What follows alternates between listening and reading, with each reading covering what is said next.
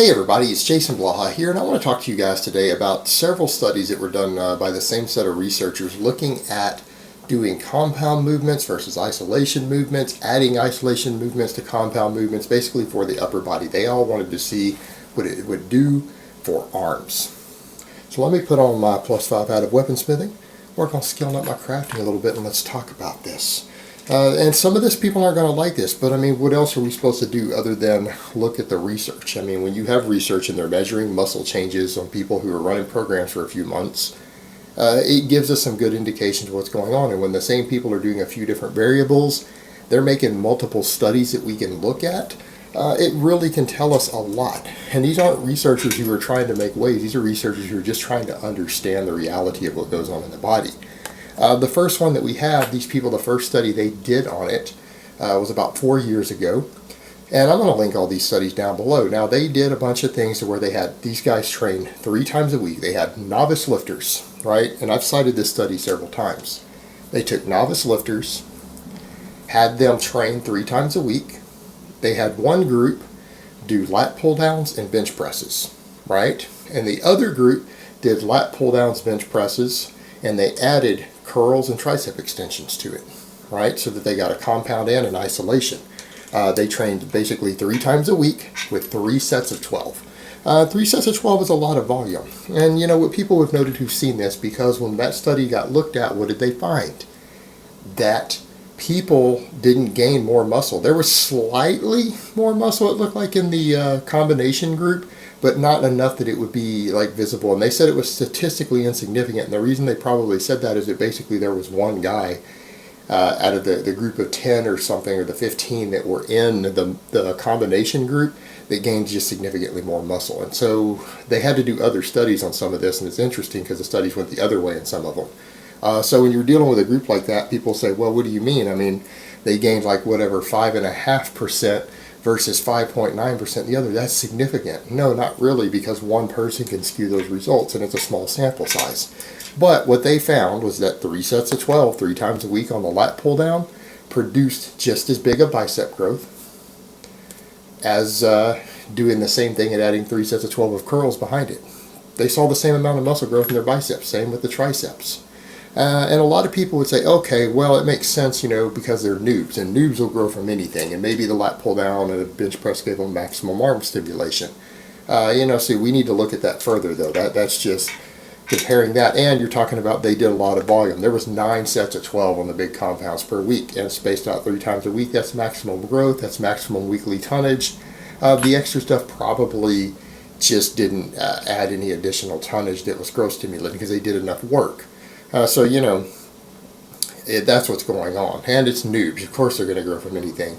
But the thing is, when you look at this data, it does tell us that novice lifters don't benefit from isolation movements. They don't get any bigger or stronger from them if they're already doing compound movements for those same muscles with enough volume and frequency. It just doesn't do anything further. And really, something like a lat pull down grows biceps. So these people did a later study to where they compared just compound versus just isolation movements. Well, guess what they found? When they compared them, they said there was no statistical difference between the groups, really. But when you look closer at that study, they did a similar study on untrained men, and what they found was that the lat pull down group, the strength versus the size, when they tested their curl strength, for example, they tested how strong they were on a curl afterwards. Well, the lat pull down group gained a hair more muscle mass in their biceps than the curl group. But the curl group gained a hair more strength on the curl. Now, they're calling that, again, statistically insignificant because it was such a small difference, meaning it probably doesn't matter. It's not going to be something you're going to see a difference in the real world. It's not significant, the small difference they saw. But there was a specificity of training difference, and it does show that, okay, maybe there's specificity of training, that you train a specific exercise and you test the strength on it. Training that specific exercise versus a different exercise that works the same muscles is probably going to make you stronger at that exercise. So that's probably why the curl group got stronger at curling. Slightly more than the lat pull down, but the lat pull down people got almost as strong on the curls also. The lat pull down gained slightly more muscle, and it could be due to more of a systematic response or more overload on eccentrics and things going through the chain when you're doing a compound movement. But again, the same thing. They didn't notice any real difference in the biceps other than the lat pull down works the lats and other muscles too. It made multiple muscles grow, but the curls didn't gain any more muscle. Now, people are going to say, "You're still noobs. This isn't going to work in experienced lifters." Well, they did a study on people with at least 2 years of training experience and ran them through a program where they did all these lifts at least twice a week.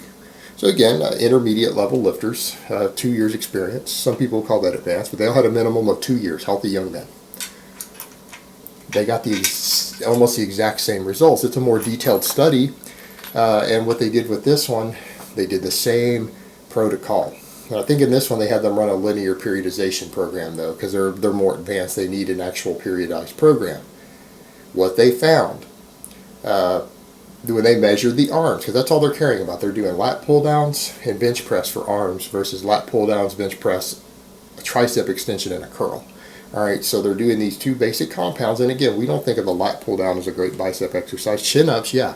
Most people who work with chin ups, most coaches agree that chin ups are possibly better than curls for biceps. That they're probably one of the best bicep exercises out there, even though it's a back exercise and a core exercise and an upper chest exercise. But the point being, they found when they measured no significant difference. Now, some people are like, what do you mean? They're hanging arm measurement. They saw a 3% increase in diameter of the arm when resting versus, like a 1.7 or something like that. I believe it's 1.7 for the compound movements only. Yeah, but that's statistically insignificant because when you checked at flex, the guys, it was the other direction. The guys who did only the compounds had a bigger flexed arm versus those who added a curl and a tricep extension. But again, these are so small numbers, they're statistically insignificant. They noticed no real difference in strength. Really, overall average size was the same. And so here's what they've realized. In this study, this showed the same thing for more advanced lifters. Now, it's not telling people not to do isolation movements. It's just telling people that if your compound movements sufficiently stimulate maximum growth or near maximum growth in any set of muscles, adding isolation movements might not do anything further for you. Meaning a muscle is only going to grow so much per week. And other studies I've shown you guys show that when that volume is spread out more through the week, we saw more muscle growth, even on big compounds, right? When the same amount of volume and tonnage and workload rep sets is spread out into more days so that the same amount is done per week, but spread out more, we always see more muscle growth in the studies. That's what we saw in the Norwegian study.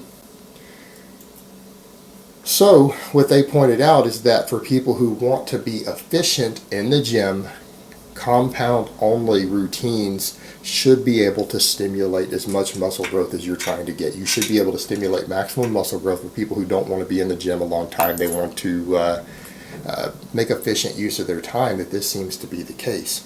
Isolation movements are there just for people who really just feel they want to do an isolation movement. But in the grand scheme of things, the only time an isolation movement is going to give additional growth in a muscle is when either your volume of training on that muscle or your frequency is too low, in which case throwing in an isolation movement can possibly add some additional growth.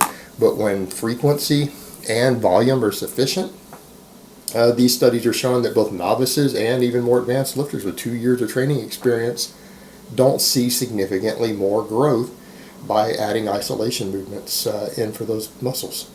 They just don't. And what people need to realize, these are people with 2 years of training experience in the ladder. They went over to the group number 1 went over to doing only lat pull downs and bench press basically for their arms. Now, under most people's ideas, if curls were so essential, their arms would have shrunk in that time, right? Because they're doing only these couple of compounds and not even that great of compounds, yet their muscles in their arms still grew after 2 years of experience. These are probably people who were doing curls and tricep push downs and everything else already. A lot of them probably were. Most people who've been training a couple years do some isolation work for their arms. All right, they didn't get into all that, but it's fair to assume that's probably the case. These people switched over to just doing these compounds, and they still saw measurable muscle growth. Small amounts, but their arms still got bigger during this training protocol. And that's also telling as well. So the take home of all of this is that it may not be as necessary to do isolation movements as a lot of us feel that it is. It just might not be, and the research seems to be showing that at the end of the day, compound movements, if you do enough different compound movements that every muscle gets sufficient stimulation in your body, you might not see any extra muscle growth from isolating those muscles. If it doesn't get sufficient stimulation, like that one head of the muscle, it could be your side delt, it could be whatever it happens to be, then yeah, isolating it might show some additional growth. But if it's getting enough from compounds, you're not actually doing anything productive with it. And even from a calorie burn perspective, people say, well, I lift weights so I can burn more calories and it's part of my cutting process. 5 sets of curls doesn't really burn any significant amount of calories. Now 5 sets of squats does. 5 sets of barbell rows does, but are you telling me you're burning more calories by coming in and doing an extra 15 minutes of curls and tricep extensions? I don't think so. Alright guys, but that's really all I have to say on that today. I hope it's been informative, and I will talk to you guys next time.